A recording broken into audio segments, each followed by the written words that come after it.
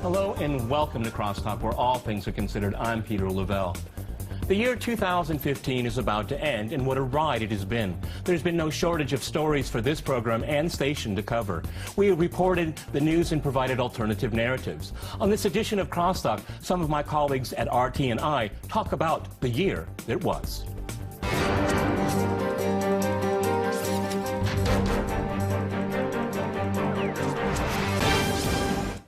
To CrossTalk, the year 2015, I'm joined by my guest here in Moscow, Anissa Naouai. She's RT's senior political correspondent and host of the program In the Now. We also have Oksana Boyko. She is host of the program Worlds Apart. And we cross to Rory Suchet. He is RT's news presenter. All right, CrossTalk rules. In fact, that means you can jump in anytime you want, and I very much appreciate it.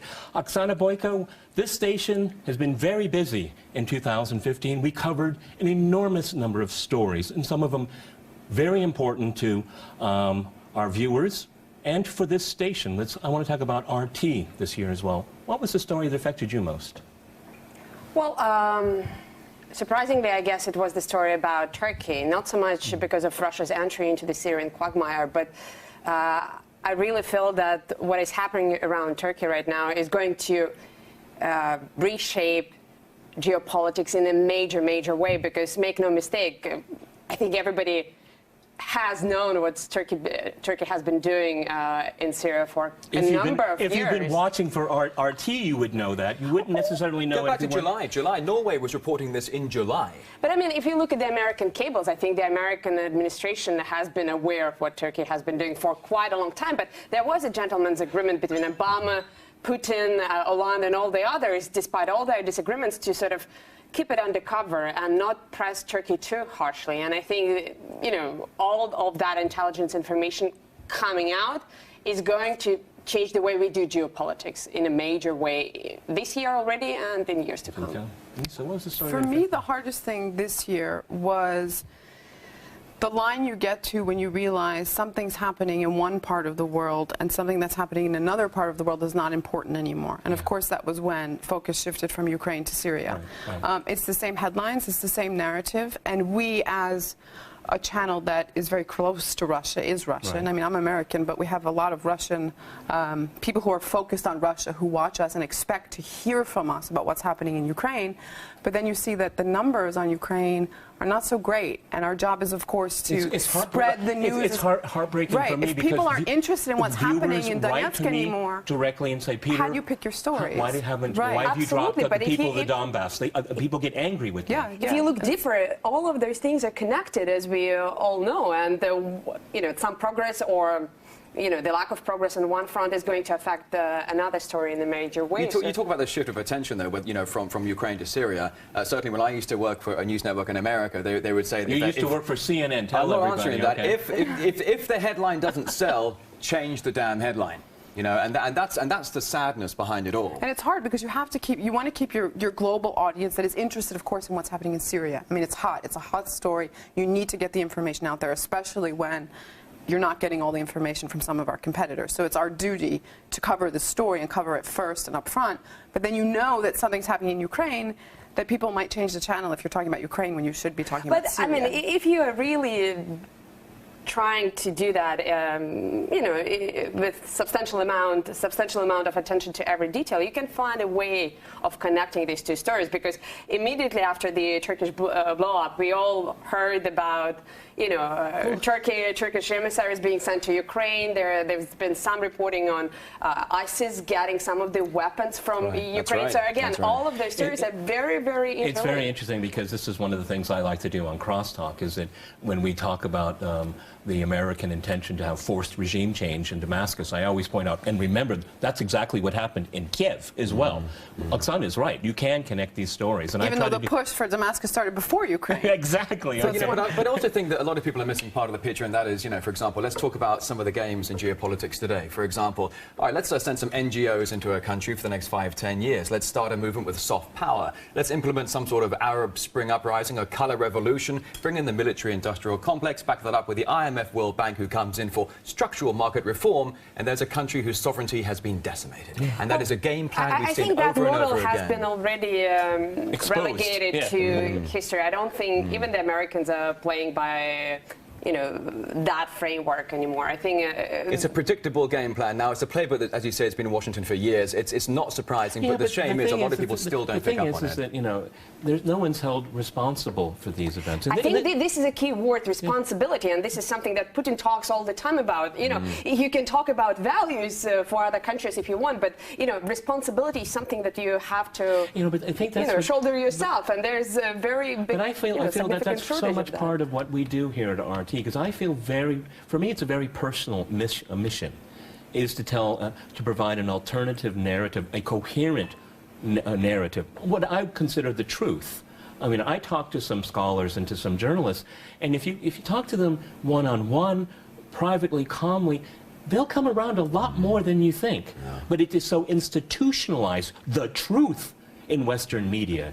And I think that's what we have a competitive advantage here. You know, our 10th anniversary here, this is what I'm most proud of, is that none of us are afraid, at least the three of us, at least here, are afraid to put our views out there. You said that it is personal, and I think it's particularly personal for Anissa and me, because we reported from the ground, and this is another thing that distinguishes RT.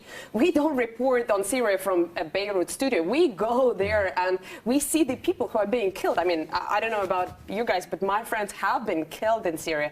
I know the people who had bearable life, who were critics of Assad, but whose lives were totally decimated. We could just say the same thing about... You cannot avoid not taking it personally. We can say the same thing about Ukraine, because I know a number of people here at RT that they have relatives in Crimea, in the Donbass, and it is a very intensely personal story, because what we see our competitors doing and saying is that it completely at odds. And the thing that the people of Syria, if you listen to Western media, have no agency. The people of Eastern Ukraine, if you listen to Western media and our competitors, they have no agency. And people at RT also have no agency. They are getting their scripts directly from Vladimir Putin and just repeating them on air. This is essentially what the amount of grief we receive here working for RT, and everyone says, "Well, you're Kremlin, state-funded propaganda." Sure. I mean, the thing is, back when I was at CNN or another network, you talk about vested interests. The guys who are investing, whether it's the pharmaceutical companies, the energy extraction companies, the telecommunication companies, they have vested interests. They have to kowtow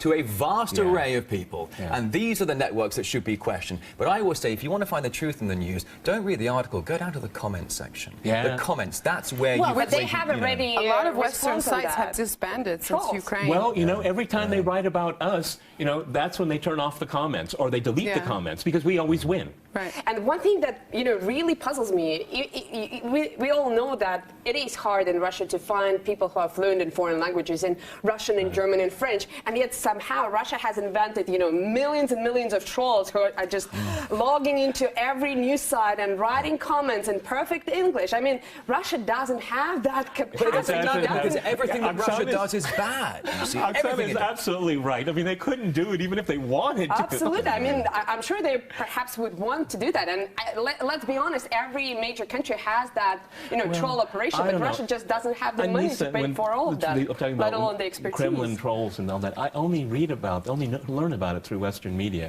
I was quite surprised. Right, and the funny thing, there's actually lots of Russian trolls that can't stand Vladimir Putin and criticize him all the time, but we don't actually hear about those Russian trolls. It's really quite remarkable, because of the level of intellectual freedom on the internet. I mean, the amount of criticism the government gets on almost just everything possible you could imagine, and that's never really reported here. But let's talk about. Well, but you talk about the illusion of free will. You see, people believe they think independently. The illusion of free will, and yet you go to some network and they give you two choices. Let's say the Mideast crisis. You've got Israel and you've got Palestine. Take your choice. You know, and the yeah, illusion of having the choices. equal moral equivalence that you always get, which is absolutely. See, one of the things I don't like about working here is that you can call a spade a spade. You can say that is wrong. No, that's not 50% right, 50% wrong. The truth is somewhere in the middle. That's nonsense. Usually, the truth is very obvious, and I think again that's one of the things we get to do. And here. I think that's why I mentioned Turkey, because I think this is really changing in RT. It is changing on the global scale, and perhaps RT is pushing, that in the right direction. But overall, I think even, our mainstream media friends are waking up to the reality that is simply impossible to ignore. I mean, you can talk about Russian trolls all you want, but when you see refugees we had our in Europe, correspondent Guyan in the State Department, and was it which was it Toner? What was it? I think it was Kirby. I'm not sure if you're talking about what I think about how can you ask such embarrassing questions? That was a subliminal. That was a subliminal.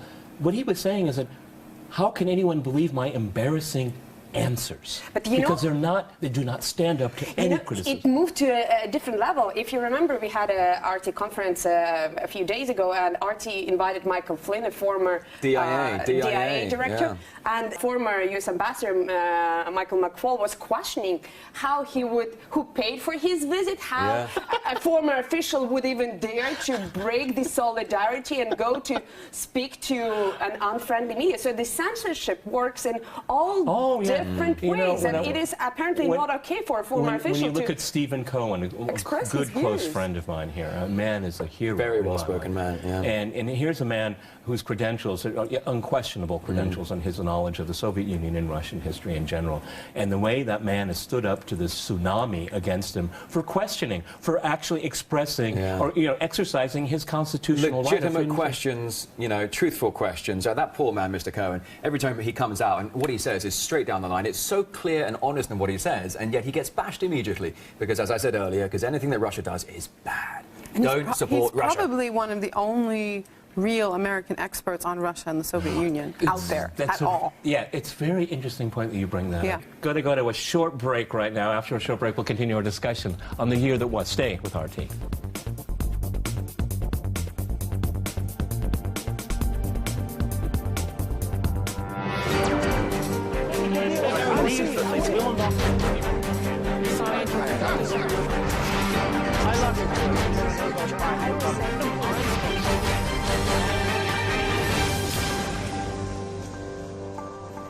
Welcome back to CrossTalk, where all things are considered. I'm Peter Lavelle. To remind you, we're discussing the most important events of 2015.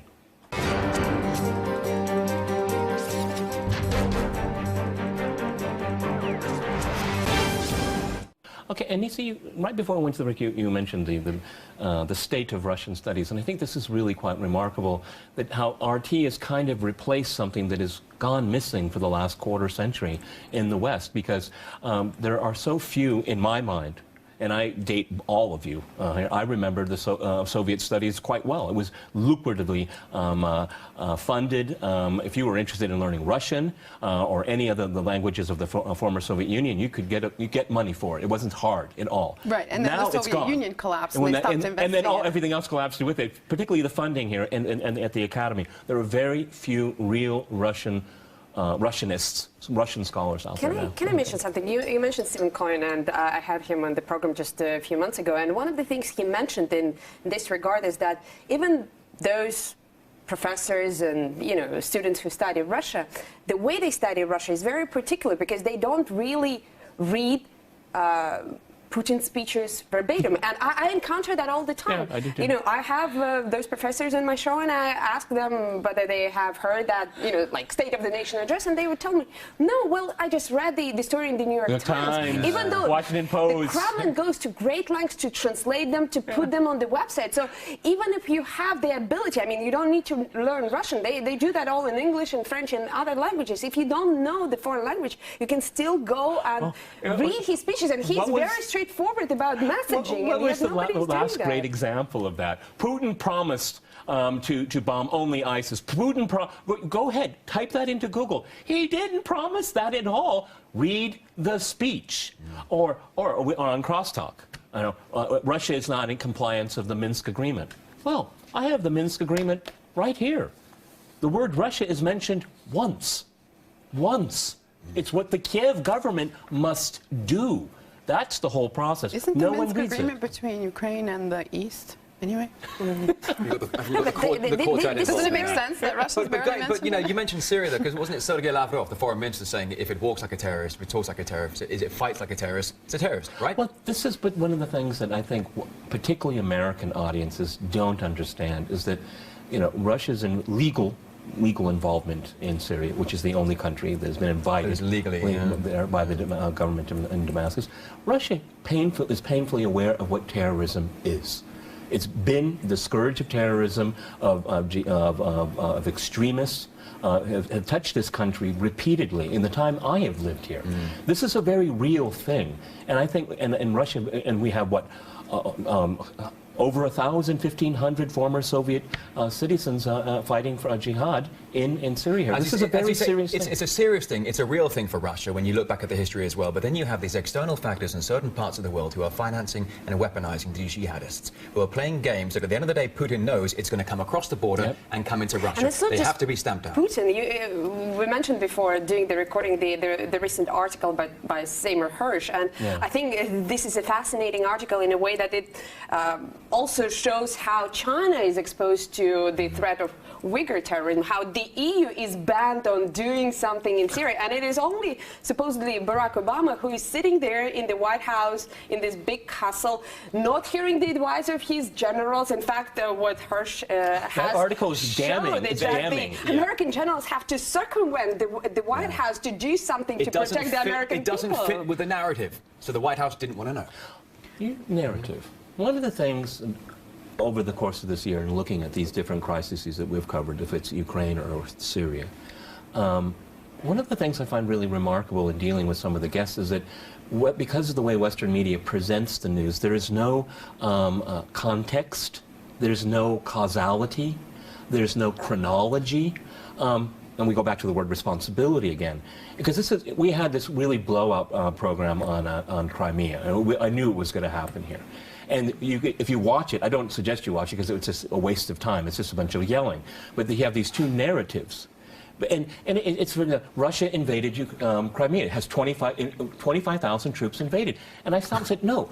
In 1991, the sovereign governments of Ukraine and Russia signed an agreement allowing up to 25,000 troops and personnel to be in bases in Crimea. And as I was saying is, that's propaganda. That's not true. No, that's a fact. And this is the biggest problem sometimes in dealing with these people. At the very least, I think the good thing is that you had this program to begin with, and people were willing to come on air, because I think the very straightforward policy of the White House and the media that are sort of pro-American government has been to simply ignore us, not to get into the conversation, Boycott. Not to treat us, not to legitimize because then by Michael engaging. McFaul will, you know, go on Twitter and say, how can you? But this is an important shift. That at the very least, they're eager to engage in the screaming matches. That's a good thing. The thing that's really interesting in reflecting on the 10th anniversary of this station here, and it's not that we're particularly extraordinary, I would say. It's because everyone else, most of our competitors, have failed so fundamentally in their mission, where we have very few investigative journalists out there right now.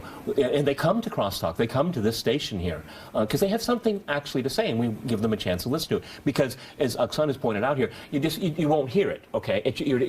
You're completely locked out. You know, talk about freedom of speech here, okay? And I always am very glad when people do criticize us. It means, it's like, how many people watch RT? Do you remember that ridiculous set of articles coming out? It says, well, it must be interesting, because why are you writing an article like that? Because I guess people are watching us, or else you wouldn't be writing an article like that.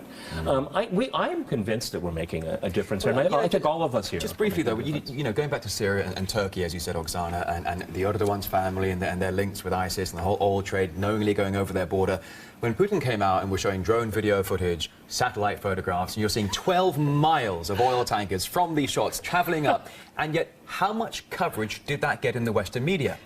And that it was basically nothing. And that shows complicity. No, Rory, total no, complicity. It did get covered. It did get covered. Anything. Our competitor stole or did not cite the usage of Russian video and giving it the credit to the Americans for it. I mean, and this the Russian is an bombing as well. Here are American jets bombing. No, those are Russian jets bombing that, actually. It's really interesting. Again, if you step back and look at the way news is presented here, is why did the West suddenly get interested in bombing ISIS? Oh, I guess because the Russians are doing it. Before that, there was this, most of the sorties that were flown, they returned to base without hitting anything. They're bombing the desert. You know, speaking about covering news and scoops, I'm sure we all were fascinated by the recent revelation from Putin that he believes that ISIS was actually a cover for an illegal oil smuggling scheme that was set up in the region following the destruction of Iraq. I think what he was,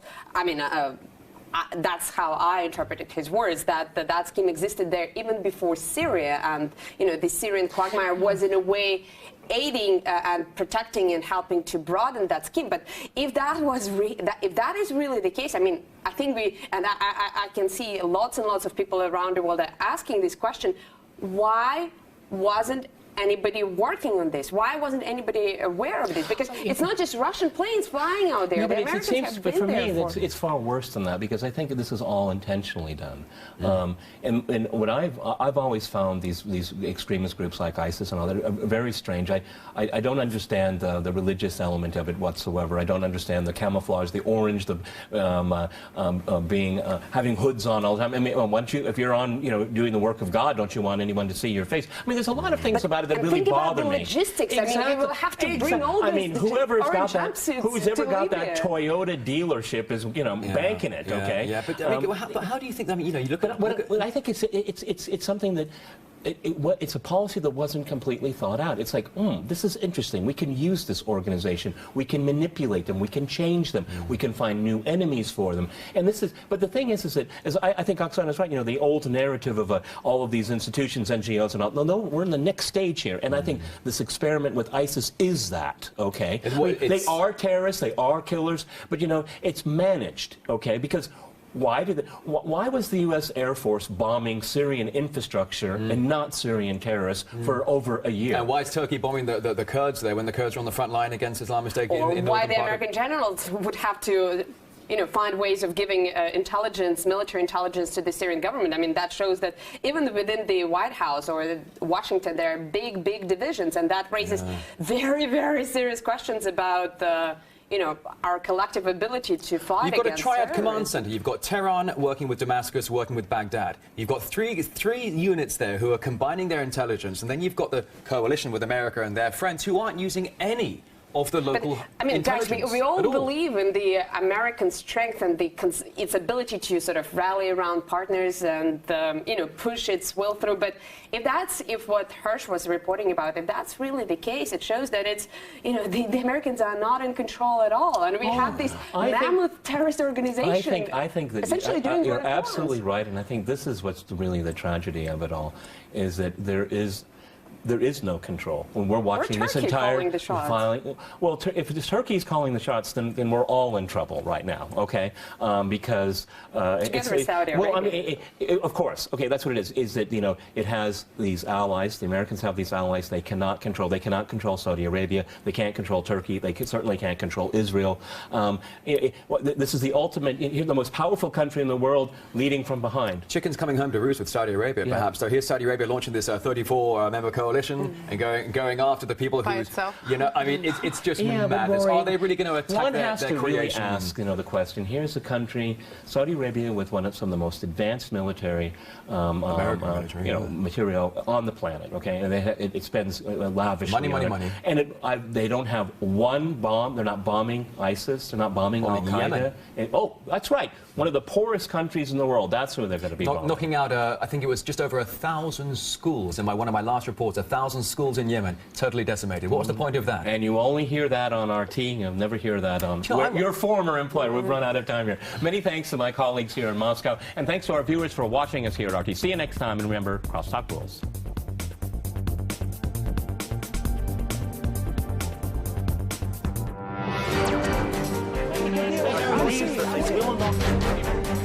Science about this.